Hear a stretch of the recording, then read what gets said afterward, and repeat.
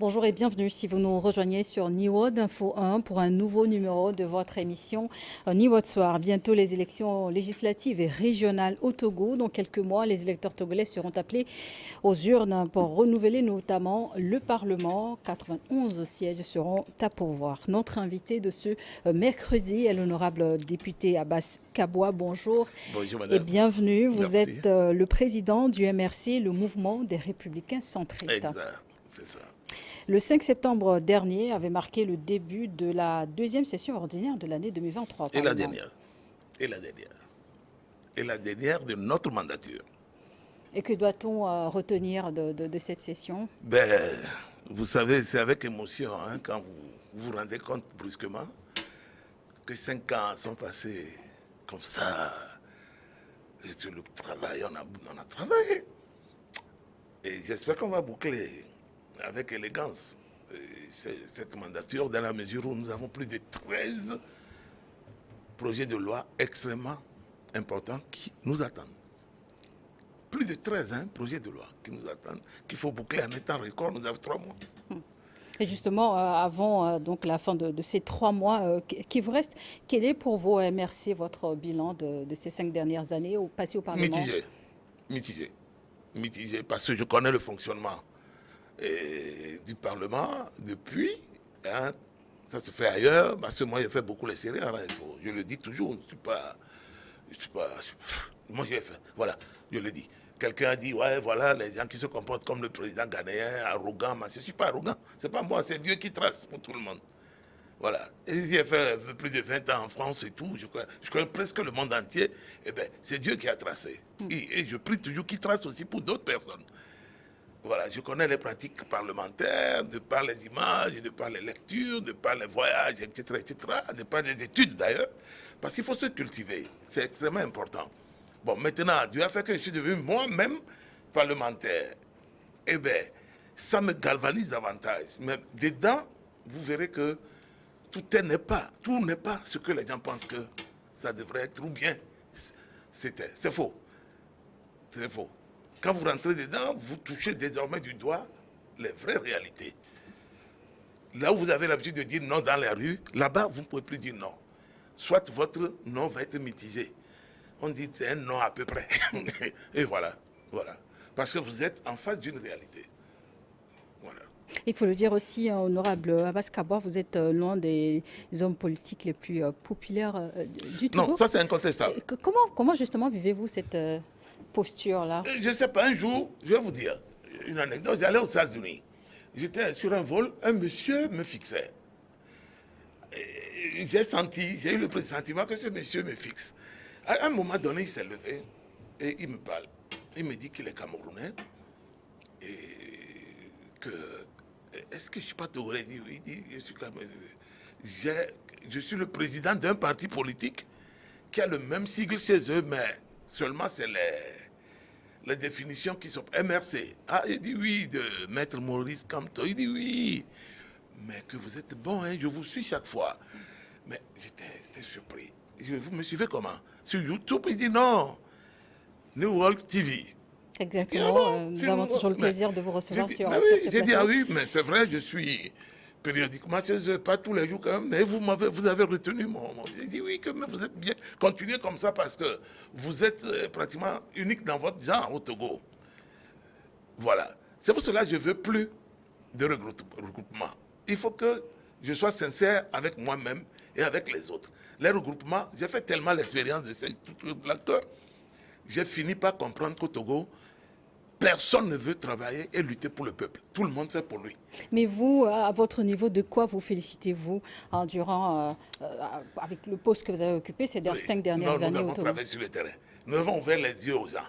Vous savez, quand on dit que le gouvernement ne travaille pas, c'est faux. Le gouvernement travaille. Maintenant, c'est comme une salle de classe. Vous avez les très bons, les moins bons, les très bons, mauvais.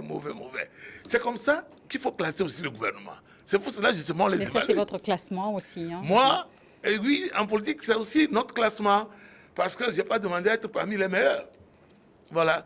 Je dis, ce que je pense, je le dis. Que ce soit sur un plateau de télévision au Parlement. Je l'ai dit, demandez à la présidente de l'Assemblée. Elle a des difficultés parfois pour me ramener à l'ordre. Ouais, je dis ce que je pense, quel que soit Alpha. Je le dis, elle dit non, madame la présidente, vous me laissez terminer ou bien je quitte la salle. Voilà, je suis un élu du peuple, je parle et j'ai dit des choses. J'ai dit un jour que je ne suis pas le problème du gouvernement et je maintiens cette position. Mais les Togolais apprécient ce genre de langage justement parce que nous les amenons à faire la différence entre le gouvernement et l'Assemblée nationale. Ce sont deux institutions en réalité qui se complètent. C'est tout. Il y a un qui est chargé de faire ses projets et tenu obligatoirement de les présenter à l'autre, qui est le Parlement, et qui valide. Tant que ce n'est pas validé, vous ne pouvez pas faire une force. À moins que nous soyons dans un état d'exception. Voilà. Alors, ça permet aux Togolais de comprendre ce que j'explique là. Les gens me disent, ah, sinon tout le monde nous confondait, on nous prend, nous met dans le même. Vous me voyez avec certains dans le même panier? Non, je ne suis pas, non, je ne peux pas. Vous l'avez dit sur ce plateau même, vous serez à nouveau candidat aux prochaines élections. Si Dieu le veut. Moi, je ne m'impose jamais quelque chose. C'est mes candidats. Vous savez, en tout cas, vous 3 avez fois exprimé mes militants l'intention. m'ont demandé d'être candidat à l'élection présidentielle. Je vous jure que si je suis candidat dans une élection présidentielle au Togo, je ne ferai pas le score que les deux, l'homme de NC et l'homme de MPDD avaient bien fait. Je ferai mieux qu'eux. Sans aucun moyen, je ferai mieux qu'eux. Mais en attendant, dans les urnes lors des législatives à venir, êtes-vous certain, serein que votre électorat vous renouvellera sa confiance? Vous savez, l'électorat parfois est versatile et c'est assez complexe. Il ne faut jamais dire qu'à la dernière minute, vous pouvez faire une faute de parcours. Oui, mais jusqu'à l'heure où je vous parle, madame, je ne pense pas que j'ai fait une erreur de parcours vis-à-vis de mon électorat. Tout ce que mon électorat veut de moi, je le réalise. Quand je ne le fais pas immédiatement, je dis, donnez-moi 3 semaines, donnez-moi 1 mois. Après, je viens à Lomé, je charge mes trucs, hein, les vélos, les craies, les cahiers, les cartables, les ceci, les etc., les produits pharmaceutiques. Ce matin, avant de venir chez vous, j'étais au port de Lomé pour aider un ami qui a amené 20 tonnes de matériel. Je lui ai dit, je viens pour voir comment on va ouvrir ton conteneur. Peut-être qu'il y a des choses qui vont intéresser mes électeurs. Malheureusement, je suis arrivé. Ce que je cherchais, il n'y avait pas parce que j'ai réalisé des unités de santé dans des villages à Dani. Hein, j'ai réalisé avec fonds propres, moi-même, propres. Et j'ai mis par-ci 4 lits d'hôpital, 5 par-là, machin. Je voulais augmenter ces lits parce que je suis allé dans 2 villages, j'ai vu que les malades étaient à même le sol. Et ça ne m'a pas fait du bien. J'ai dit, bon, la prochaine fois... Donc, je dis ce matin, il n'y a même pas quelques heures. Je suis rentré chez moi vers 11h30 pour me préparer à venir ici. Donc, j'ai dit à mon ami, bon, écoute, la prochaine fois, fais tout. J'ai des amis que je vais t'indiquer en France, souvent leurs hôpitaux, réforme du matériel. Tu me dis, on va s'arranger pour le transport. Voilà, moi, d'aucuns vous diront que ouais, c'est pas le travail du député, c'est pas ceci, c'est quoi finalement le travail du député? Aller crier à la plage, aller faire des marches, lancer les cailloux, arracher des pavés, c'est ça? Non, je ne le pense pas. Et je ne conseille même pas cela à la jeune génération. Ils n'ont qu'à venir à moi, mon école, au lieu d'aller à l'école des lanceurs de cailloux. Et justement, à ces prochaines élections, visiblement, tous les partis politiques seront présents, Oui. à en croire les différents congrès déjà tenus. Appréhendez-vous une élection serrée? Ça va être extrêmement serré. Pour la première fois au Togo, ça va être très, très, très serré. Ça va être très serré. Les gens ont fait la meilleure expérience du boycott. C'est la 2e fois que l'opposition boycotte les élections au Togo. Mais ils ont vu, les résultats sont là. J'ai dit, venez, nous allons avoir notre minorité de blocage. Ensemble, aujourd'hui, on allait être à l'aise d'avoir fait des réformes, nous tous, où tout le monde se reconnaît dans ces réformes-là. Aujourd'hui, il se fait que les gens ne se reconnaissent pas, toujours dans ces réformes. Mais rien ne les empêchait de venir. Les gens font confiance que CEDEAO a fait ceci, cela. Ils vont, au lieu de parler de l'essentiel, ils sont dans le dilatoire, dans le divertissement. Mais pour vous, c'est quoi l'essentiel? L'essentiel, c'est quand vous posez des problèmes clair. Vous dites, vous voulez 2 tours de scrutin. Les gens vous disent, bon, ceux d'en face. Ils disent d'accord. Ceux d'en face, vous parlez de la majorité? Voilà, la majorité. Ils disent d'accord. Parce que quand nous, on a été reçus, nous sommes reçus au même titre que les autres. C'est ce que les gens, quand eux ils sortent, ils ne parlent pas de nous. Mais nous, quand nous sortons, nous parlons d'eux. Nous sommes reçus, madame, de la même manière que les autres. C'est les mêmes questions que les facilitateurs posent aux autres qui nous posent. Seulement, j'ai l'habitude d'aller à ces gens de rencontre avec un document dans la main que j'appelle mémo. C'est tout. Renouvellement de la Cour constitutionnelle. On était d'accord. On part sur des bases claires. Comment on va faire le choix? Puisque vous voulez un renouvellement, n'est-ce pas? Qu'est-ce que vous avez sous la main à proposer? Vous n'en avez pas. Qui, dans l'opposition togolaise, contrôle un juge? Quand on dit il faut choisir un juge, au titre des juges, des magistrats. Bon, et on dit il faut choisir un. Vous n'êtes pas membre du CSM, le Conseil supérieur de la magistrature. Mais, automatiquement, si vous êtes un bon politicien, vos yeux vont vous orienter immédiatement vers celui qui va profiter de ce magistrat. On dit qu'il faut choisir un avocat. Vous ne contrôlez pas le barreau. Avant, oui. Aujourd'hui, faux, archi faux.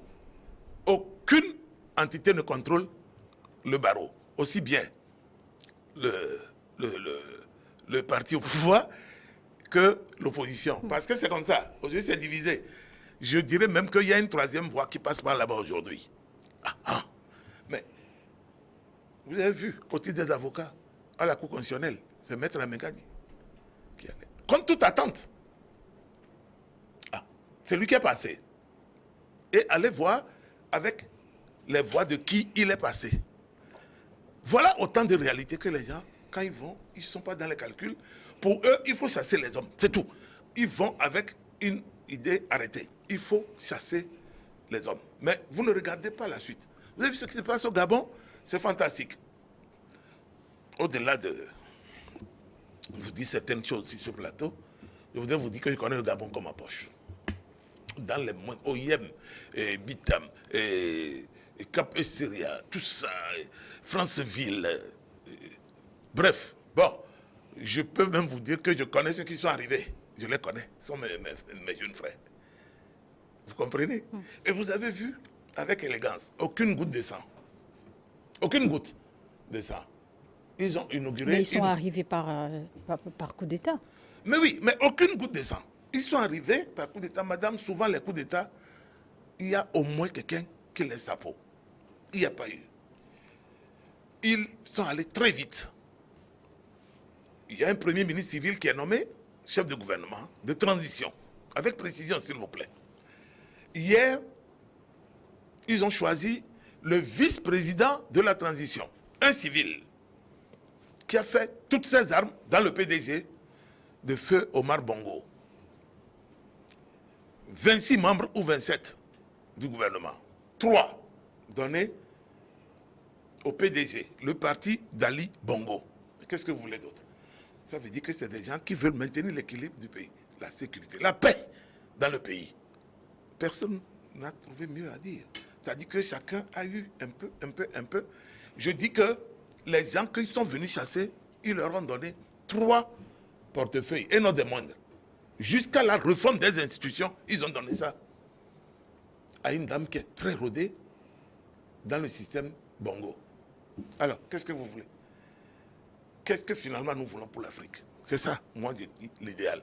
Au lieu d'être dans les coins à Paris, à fanfaronner que nous sommes des, comment vous appelez ça, panafricanistes, vous critiquez des trucs que vous ne maîtrisez même pas, jusqu'à régner vos propres noms. Quand vous appelez Sodi, un matin, vous dites que vous vous appelez Gounti, a fait quoi, machin, et vous allez sur les Facebook pour que les Blancs vous donnent de l'argent à manger. Non, il faut venir travailler. Et vous faites référence à quoi, monsieur le député? Un jour, je vous le dirai ici, sur ce plateau. 5 ans après... Puisque ce sont des affaires, n'est-ce pas, juridiques finalement. Vous êtes député à l'Assemblée nationale togolaise. 5 ans après, quelles sont vos nouvelles offres au MRC en vue des élections à venir? Aujourd'hui, notre combat, c'est sur 2 axes. Les grossesses précoces des jeunes filles. Grossesse précoce. Ces vacances, nous nous sommes évertués à parler, à faire de la pédagogie. J'ai envoyé des équipes pour parler aux jeunes. Par moments, je suis un peu gêné de le dire sur ce plateau. J'ai l'impression que quelque chose se passe au Togo de bizarre. Dès que le gouvernement a autorisé les jeunes filles tomber, je pèse bien mes mots, tomber accidentellement enceintes au cours de leur scolarité. À poursuivre les cours. Les cours, parce qu'avant, en notre temps, c'était la honte totale. C'était la plus grosse honte. Mais l'accès à l'éducation est un droit pour la jeune fille. C'est un droit. Je disais, nous, notre époque, c'était vraiment la honte. La fille devait arrêter ses études. Les parents qui avaient des moyens, à l'époque, envoyaient leurs enfants, c'est des parents qui vivaient soit en Côte d'Ivoire, soit au Bénin, pour continuer leur scolarité. Aujourd'hui que le gouvernement a pleinement inscrit ses actions dans le droit de la jeune fille de poursuivre ses études, c'est en ce moment la jeune fille maintenant pense que c'est devenu, pour elle, c'est un mode de porter jupe tellement haut, juste au bout de ses seins, avec un ventre qui pointe. Et vous voyez qu'elles sont en train de faire une sorte de concurrence en s'imitant. Tomber enceinte. Non. Non. Ce n'est pas une mode. C'est pas une mode. Quand vous êtes mère, jeune mère, élève, c'est une gageure. C'est un parcours de combattant. Et quelles sont vos actions concrètes pour éradiquer ce fléau dans certains milieux du pays? Il faut parler. Il faut être pédagogue en tout. Il faut parler, leur expliquer que non. Quand tu veux faire ça, tu veux imiter. Non, il y a des choses. On leur parle de la sexualité. Comment ça peut se gérer? Et tout ça là. Et la deuxième chose, c'est l'employabilité des jeunes. Extrêmement important. Parce que on nous dit, ouais, aujourd'hui le Togo veut rentrer comme pays émergent. Vous allez émerger en quoi? Et pour qui? Vous émergez pour qui? Pour les gens qui font 13, 15, 16 ans de ministère, ils sont là, inamovibles. Et vous émergez pour quoi? Ah, pour qui? Soyez sérieux. Des enfants traînent avec bac plus 3, 4, 5. Ce sont des paysans. Si vous venez, les yeux fermés, je vous sors au moins 3 équipes de 20. Ils ont bac plus, mais si on vous les présente, vous aurez pitié d'eux. Parce qu'ils font quoi? Des choux, haricots verts par-ci. Et c'est nous qui donnons un peu d'engrais. Il faut soutenir ces gens-là. Parce que malheureusement, le pauvre chemin faisant, quelque chose s'est allongé à côté et puis bébé est sorti. Il faut s'occuper de ça, tout ça là. Il faut nourrir les bouches. L'entrepreneuriat, pour vous, c'est aussi une solution pour l'employabilité des jeunes? Exactement. Extrêmement important, l'entrepreneuriat. Très important. Bon, moi j'ai constaté que le gouvernement n'associe pas les leaders politiques. Je ne dis pas moi je n'ai pas le temps. Qu'on m'appelle pour mon expertise dans des domaines bien précis, je suis prêt. Mais il faut que le gouvernement associe les gens. Quand vous êtes fermé dans votre logique, vous pensez que vous seul détenez la vérité ou bien vous avez le monopole du savoir ou la science. C'est faux. Il faut associer ceux qui sont sur les terrains tous les jours. J'ai appris qu'il y a quelque chose qui s'est passé il n'y a pas longtemps à la présidence de la République où on a voulu entretenir des jeunes sur l'entrepreneuriat. On attendait moins de 500 ou bien combien de jeunes, mais le gouvernement a eu affaire à 1600 et quelques. Ah oui, 1000 et quelques. Personnes qui ont débarqué pour écouter, pour voir. Qu'est-ce que vous nous préparez quoi? Qu'est-ce que vous voulez faire de nous demain? Voilà. Il faut associer les politiques. Ce n'est pas tout le monde qui est dans son coin, que si ce n'est pas nous. Et il était également question pour la jeunesse d'exprimer par elle-même ses attentes. Oui, ses attentes et ton pouvoir. Parce qu'aujourd'hui, il faut parler avec des jeunes pour voir. Est-ce qu'il faut encore faire des études de philosophie, bac plus 7, pour revenir rester à la maison avec son doctorat? Philosophie. OK? Et est-ce qu'il faut aller faire géographie sans aucune spécialité? Géographie pure, voilà. Géographie matière. Pour venir rester à la maison. Parce que géographie pour déboucher sur la morphologie. Par exemple, l'érosion côtière, etc. Ça, c'est plus stimulant. Ça, on en a besoin. Les jeunes feront certainement leur choix, mais c'est aussi à vous, en politique aussi, de... Madame, nous ne sommes pas associés. Je viens de le dire. Nous ne sommes pas associés. Voilà, le gouvernement agit parce que c'est eux. Moi, je ne suis pas membre du gouvernement. Mais si le gouvernement m'associe dans des trucs comme ça, parce que, de par mon expérience politique, je suis un homme de terrain. On dit, monsieur Kabwa, vous qui maîtrisez les plateaux, ou bien telle autre région du Nord, ou même vers ici à Nero jusqu'à la frontière, vous maîtrisez et tout. Qu'est-ce que vous pensez qu'on puisse ensemble faire? On va vous mettre dans des délégations. Je ne pense pas qu'en approchant les politiques que nous sommes, pour ces missions-là, nous allons refuser. Non, celui qui refuse, ça veut dire qu'il est inconscient, il n'aime pas le Togo. Ça dit, il ne faut pas avoir derrière pensée. Ce n'est pas parce que vous nous avez approché que nous allons être de la même, comment vous appelez ça, idéologie, c'est faux. Mais à chaque fois que je prendrai la parole, je vais dire, j'ai déjà fait des interventions comme ça à l'université de Kara. Oui, j'ai parlé aux jeunes pour les calmer. Les jeunes ont bouclé tout Kara. C'est moi, Abbas Kabwa, j'ai parlé aux jeunes et le calme est revenu rapidement. Voilà. Paix à son âme. Abbas Bonfo, président de l'Assemblée nationale à l'époque. Les enfants sont allés dans un quartier qui s'appelle Don Bosco à Kara. Ils ont enlevé 3 portails là, et de son garage. Mais des comportements inciviques sont à bannir dans nos sociétés. J'ai condamné ça. J'ai parlé aux enfants et dit, vous venez me voir à 19h. Et je leur ai parlé dans des thèmes durs. J'ai dit non, non, non. C'est pas comportement d'étudiant ça. C'est faux. Vous pouvez souffrir. La galère, tout le monde connaît la galère. Mais ce n'est pas la meilleure façon de gérer la galère. C'est faux. Là, c'est juridique. Vous-même, vous mettez dans des problèmes pénaux. Oui. Et j'ai parlé, les enfants se sont calmés. Mais après, les gens ont gardé dans ces enfants, jusqu'à aujourd'hui, certains peinent à travailler. Je ne suis pas d'accord. On punit les enfants. Après, on leur fait des ouvertures. Mais vous ne pouvez pas punir les enfants jusqu'à X. C'est comme aujourd'hui. Tu dis quelque chose aujourd'hui, on dit, ouais, ils sont fâchés contre toi, ils ne peuvent plus te voir. C'est un pays. Vous le pays dit, doit vivre, le pays doit avancer. Honorable Kabwa, vous l'avez dit, vous êtes un homme, un politicien de terrain. C'est quoi donc pour vous l'idéal pour un Togo prospère? Il faut que tout le monde se mette ensemble pour voir. Parce qu'aujourd'hui, il y a des projets. Il y a des projets, en réalité, qui ne profitent à personne. Personne n'est intéressé. Ça, c'est un des deux. Ces projets, on a l'impression que c'est le gouvernement qui veut prendre des jeunes et leur imposer par la force. Ça ne passe pas. Vous voyez. Ce qui fait que nous gaspillons, en fait, de l'argent, de l'énergie pour un gros rien. Moi, j'ai dit quelque chose il n'y a pas longtemps et j'en assume la pleine responsabilité. Quand je dis projet, je ne dors pas. Quand le gouvernement fait quelque chose, je suis au courant. Quand le gouvernement fait quelque chose, je suis au courant. Parce que je suis un politicien. Je sais ce qui se passe dans mon pays, minute par minute, seconde par seconde, et tierce par tierce. Voilà, je ne suis pas n'importe quel politicien. Il faut que les gens ouvrent bien les yeux pour m'écouter et me regarder. Je ne suis pas n'importe qui. Il faut bien me voir, me regarder. Avant que moi je ne sois maire dans ce Togo un jour, moi je ne vais pas aller négocier. Je sors maire d'emblée ou bien je ne fais pas d'alliance contre nature. Non, non, non, je ne ferai pas d'alliance de canard, de marche de canard dans le sable. Au Parlement, vous revendiquez un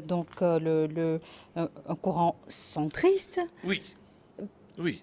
Je suis du centre. J'ai toujours été du centre et je vais mourir centriste. Voilà. Voilà. Je suis du centre, madame. Je pratique le centrisme et je vais mourir centriste. Voilà, c'est comme ça. Je ne suis pas devenu par accident comme ça, comme les gens clament sur les médias. Bon, ça les regarde. Mais ils n'ont qu'à venir apprendre avec nous. À ces élections à venir, pensez-vous que l'opposition togolaise saura faire un meilleur score cette fois-ci? Tout à l'heure, je vous ai dit, c'est trop tôt de... UNIR a eu cette majorité écrasante grâce au fait que il y a eu boycott d'une bonne partie de l'opposition. Aujourd'hui, tout le monde va aller. Le nombre d'indépendants va également augmenter. Les gens sont en train de déserter les partis politiques classiques pour devenir indépendants eux-mêmes, contre leur ancienne formation. ça va se passer au niveau de l'UNIR comme au niveau de l'opposition classique. Mais je vous jure, ça va être très serré. Mais au finish, c'est le Togo qui va gagner. Et le Togo va gagner comment? Une fois à l'Assemblée, il y a ce que nous appelons des alliances. Des alliances, les gens vont se retrouver. Justement, votre parti a décroché un seul siège au Parlement en sortant, tout comme vos collègues de l'opposition. L'ambition sera certainement, pourquoi pas, de faire 2 chiffres. Mais quel bilan allez-vous défendre face au peuple? Ceux qui parlent de 2 chiffres, le moment venu, n'ont qu'à aller défendre. Sinon, vous, quelles sont vos ambitions? Et moi, je vais vous dire, nous sommes allés, je vous ai dit c'est mitigé parce que c'est dans la douleur que nous sommes allés à ces élections. Difficilement, nous avons sorti un seul siège pour mon parti. Mais aujourd'hui, dire que nous allons faire encore, c'est parce que les gens ne sont pas allés hier. On a vu les scores. On a vu ce que c'est. Il faut déjà être sûr de garantir le seul siège ou les 2 sièges que vous avez avant de dire que vous allez sortir de Mathieu. Vous êtes singleton, 0,1. Et vous dites que vous allez faire 10, 15, machin, ça c'est de la démagogie, comme le disait le président Feu. Mais ça peut toujours aussi être possible. Moi, je ne fais quand pas on ça. défend un C'est bon la bilan. démagogie, pour moi, c'est la démagogie. Il faut plutôt éviter de parler comme ça, mais travailler sur le terrain. Et vous savez, un politicien, il se remet toujours à l'appréciation de son électorat. Et être sûr que partout où vous passez, les gens ne vous trompent pas, ils sont sincères avec vous et que le jour J, d'autres partis politiques ne vont pas vous faire le coup de les enlever derrière vous et vous allez vous asseoir par terre. Honorable Kawa, bientôt la rentrée académique 2023-2024 dans la préfecture de Dagny. Dans quelles conditions est-ce que les élèves vont reprendre le chemin de l'école? Vous savez, c'est difficile partout. Hein. C'est difficile, très difficile. Et ça n'arrête pas. Honorable Bouta, on veut un peu de cahier, on veut un peu ici. Nous, on est habitué, on le fait. Et tout. Chaque année, on le fait, on va le faire. Même quand on n'était pas député, on le faisait. Après, quand on ne sera pas plus député, on le fera toujours. Parce que c'est ça, le Togolais. C'est ça, la fraternité. Il faut aider. Voilà, quand vous avez un peu, vous partagez. Aujourd'hui, nous, on n'en a plus. On n'a plus tellement de force financière. Mais Dieu fait. Dieu nous aide toujours. C'est-à-dire qu'il y a toujours un sursaut, un m'a donné parfois, comme ça, un ami t'appelle et te dit, mais tu es où, honorable? Cette année, je t'ai pas vu, et machin là. Je dis, ah non, comme je n'ai pas machin pour faire gros là, comme je faisais, il a fait un peu seulement, donc je n'ai pas voulu médiatiser. Nous sommes presque à la fin de cette émission, mais avant de conclure, voulez-vous faire un commentaire sur le dernier remaniement ministériel? Oui, bon, vous savez, on n'avait pas... Avec le président Faure, il y a quelque chose de fantastique. Vous savez que le président Faure n'aime pas changer vite. Hein? Il y a le ministre de l'administration territoriale que je salue au passage, c'est M. Danse. Il a pu donner le meilleur de lui-même pour ce pays. Et sincèrement, c'est une retraite méritée pour lui. Hein? Grand frère Gérard, je vous salue au passage. Merci pour tout ce que vous avez fait pour le Togo. Parce qu'il est rentré au gouvernement pour la première fois en 1991 sous Kofigo. Vous vous rendez compte, c'est le seul, jusqu'à 2023, qui est resté toujours. Quand vous le regardez, vous voyez le passé, vous voyez Kofigo derrière en même temps, etc. Il a donné. Il y a quelqu'un encore qui est parti. Hein. Bon, bref. Maintenant, il faut qu'on nous précise, puisqu'il y a de nouvelles dénominations. J'ai vu que l'artisanat, précédemment, qui était donné au ministre Kokoroko, lui a été arraché pour être ajouté maintenant au commerce, je crois. Et il y a eu quelques changements. Oui. Quelques changements. Je crois qu'il faut faire en sorte que les gens se réadaptent rapidement parce que quand c'est comme ça, là, tout le monde se perd, on ne sait plus qui fait quoi. Et il y avait des ministres délégués. Bon, est-ce qu'ils sont maintenus? Parce que quand on a lu, parfois, on n'a pas entendu le nom de certains ministres délégués, etc. Bon, ça aussi, ça nous pose beaucoup de problèmes. Maintenant, l'essentiel, c'est que nous sommes à quelques mois des élections. Quel que soit Alpha, ce gouvernement, dans quelques mois, devrait partir. Ça, c'est clair. Oui. Puisque il y aura une nouvelle majorité, une nouvelle recomposition de l'Assemblée nationale, etc. Bon, ils vont venir faire quelques mois pour parachever la feuille de route que le président de la République leur a assignée. avant les élections qui viennent à grands pas. Et je leur souhaite beaucoup de chance, hein, parce que j'avais mes yeux rivés sur d'autres départs, mais qui sont partis, mais ce n'est que partie remise. Parce que c'est peut-être, on leur a donné un sursis de 3 mois. Hein? Et vous avez aussi 3 mois pour aussi conclure votre mandat au niveau de l'Assemblée nationale. Nous aussi, nous avons 3 mois. Et quelque part, on va continuer la collaboration pour le bien de ce pays. Tout ce qui va converger vers l'essor, l'émergence du Togo, le MRC est partie prenante. Merci beaucoup, honorable Abbas Kabwa, d'avoir accepté notre invitation. Je rappelle donc que vous êtes le président du MRC, le mouvement des Républicains centristes. Merci à vous également de nous avoir suivis. On marque une courte pause pour une nouvelle édition du journal sur Niwod Info 1.